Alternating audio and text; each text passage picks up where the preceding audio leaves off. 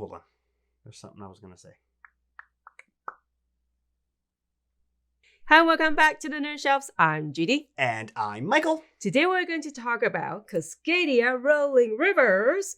This is a roll and write games based on Cascadia. Yeah. Base game. Yeah. So this is published by Flatout Games and AEG. Thank you for sending us the review copy. Yes. Absolutely.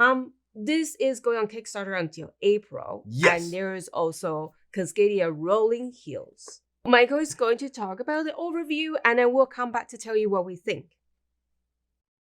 Each player gets a set of 2 personal dice. The personal dice are the smaller dice. There are 2 different types, so make sure to give each player one of each. Players also receive a tally sheet where they will keep track of their wildlife resources and one of the 4 different environment sheets, depending on which one you choose for the game. There are also 4 shared central dice that all the players will use. There are 3 regular central dice and 1 special die that we will talk about a little bit later. The habitat cards are shuffled and put into a deck with Tier 1 cards on top and Tier 2 on the bottom, 10 of each for a total of 20 cards. There will be 4 spaces for habitat cards, but to start, just flip over the first card. Shuffle the completion cards and reveal 4 of them. The rest will not be used for the game. There are discount completion cards, which have blue backgrounds and will be placed above the habitat card spaces, and bonus completion cards with brown backgrounds that will be placed below the habitat cards. To start the round, one player will roll the 4 central dice, then everyone will roll their own personal dice. Using the central dice and the personal dice, each player will decide which wildlife to collect. Each player can choose 1 wildlife type and collect the number of die faces that show that wildlife. Dice can also be manipulated by spending nature tokens that you can collect as bonuses throughout the game. The special central die can also offer discounts on dice actions or offer extra resources. Once a player has decided which wildlife type they are going to collect, they record it on their tally sheet. They will add 1 animal for every die face between the central dice and their own personal dice. Once all players have collected wildlife, they may complete a habitat card if they are able to, or if they want to.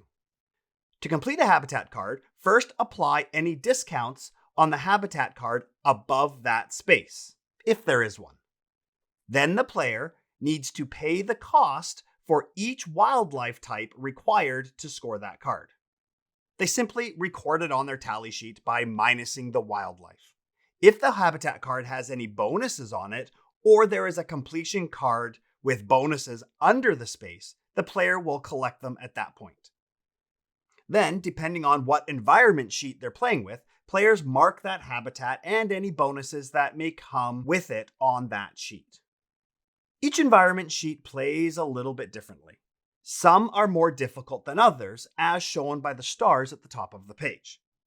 Sheet A, the Columbia River sheet, scores by adding up the value of each habitat card you completed and getting bonuses for completing rows and columns throughout the game.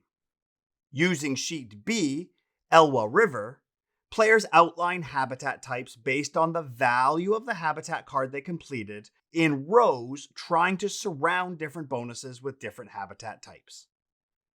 On Sheet C, Tachinchini, Elsic Rivers, players outline habitat hexagons based on the value of cards, but this time in clusters, trying to complete groups of habitat types. And finally, Sheet D, the Fraser River sheet, adds a twist by not only using the habitat type and the card's value to mark the environment sheet, but also the wildlife cost. This is the most difficult sheet because it's the only one that also uses the wildlife costs on it. As this is just an overview, you can discover the details of each environment sheet on your own. Once all players have collected their wildlife and completed a habitat card, the habitat cards are shifted to the right. A new habitat card is flipped over into the empty space.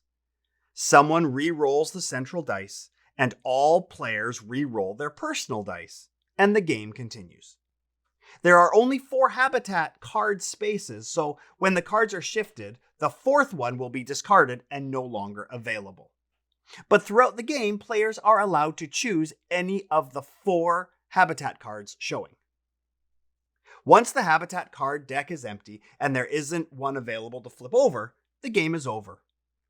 All players then add up their score on their environment sheets, and the person with the most points is the winner. So that is Cascadia Rolling Rivers. Yes, absolutely. So there are 4 different sheets that so you can kind of play 4 different games. But we've kind of been asked to talk more about sheet A and sheet B. Yes. And they play differently, obviously, and almost the opposite of each other. In sheet A, you only write the value of each card that you complete as its value, and then you add up the score at the end of the game.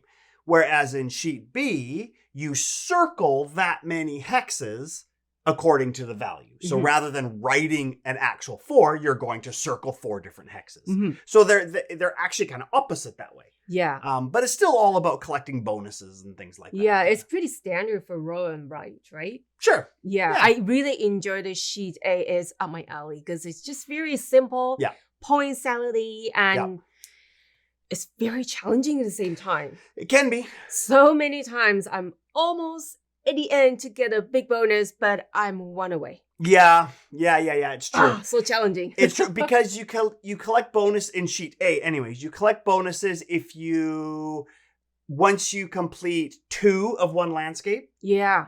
Or terrain type, you collect a bonus. And then another 2, you collect a bonus. But if you collect 1 of each type across, you collect bonuses. Another bonus right there. So, it, like you said, it's very point salad. Yes. You can maybe focus on getting a lot of forests, or you can focus on getting a little bit of everything, which you're usually better at that. But whereas in sheet B, it's a little bit different because you're circling as many as you can to get as far across that line which as you're you can. very good at. That's kind of more up my alley for sure. Yeah.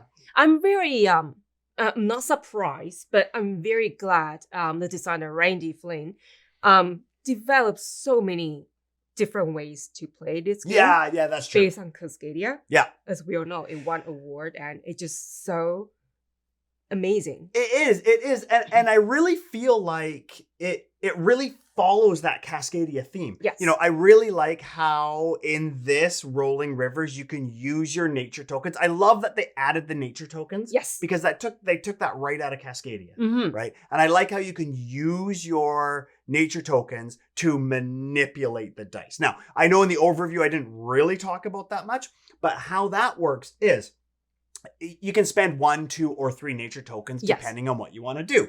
You can either take some dice that have been rolled and either downgrade them, which means change it to one of the animals that's the lower one on your sheet. Below it. Yeah, below it. Or you can upgrade them, which is you can change it to one that's above it. Above it, yeah. Or if you want to spend 3 nature tokens, you can actually take 2 different animal types in one turn to really beef up your how many animals you have. It totally up your game. I use that a lot and I love it. Well, where I noticed it was near the end of the game, I really needed to manipulate those dice, but I used all my nature tokens. Yes. That was pretty cool. I think in the base game, nature token doesn't really help me much, but in this game, I use a lot of nature token just to do that. Just exactly. It's but so fun. They're not wasted as well. If you don't use them, I think you add up your nature tokens and all of your animals that you haven't used, and you actually do get a point for every 5. Yes, exactly. But I thought that was really neat because I liked how they took the nature tokens from the regular Cascadia and added it into the roll and write. Yes. So that was pretty cool. Everything is, it's like I'm familiar with the elements already. So now it's just expanding the whole family. So play very differently, but in the same theme. And I love it. That is so cool. Yeah, I mean, it's kind of neat for us too, because even though we don't live in the US, we live in Canada, but we live in that region that this game is based on. You know, the Cascadia region, the Rocky Mountains. I think it's like the Pacific Northwest of the US. Yes. We're in Canada, but we're pretty close to that. Mhm. So all of that, all of the Familiar, hawks and yeah. the salmon and everything, that's our, and the elk, that's our area. Yeah. Right? So And not to love mention it. that the illustrator, Beth Sobel, Yes. again, very good job on Absolutely. this. It's just very cool. We didn't mention that at the beginning, and we should have. Beautiful artwork from Beth Sobel. Beautiful. Absolutely. Yes. There's another thing that I thought was pretty cool, and I think they do this really well in all of their games, Flatout games. But there's a family variant as well. And it really helps because, I mean, we have kids and people who want to play it with their kids. It just makes it family friendly, obviously. Yes. So not only are the sheets at different difficulties, but there is a dedicated family variant as well. And I think that is just so thoughtful. That is very good way to introduce to kids. Yeah. And also gateway, right? It's very good for a newborn gamer who wasn't quite sure what game is good to play to start with. It's always good to find Flatout games. 100%. Absolutely. Yes. And now we just have 2 more to introduce them. Yeah. Try 2 more those games. out. Exactly. Yeah.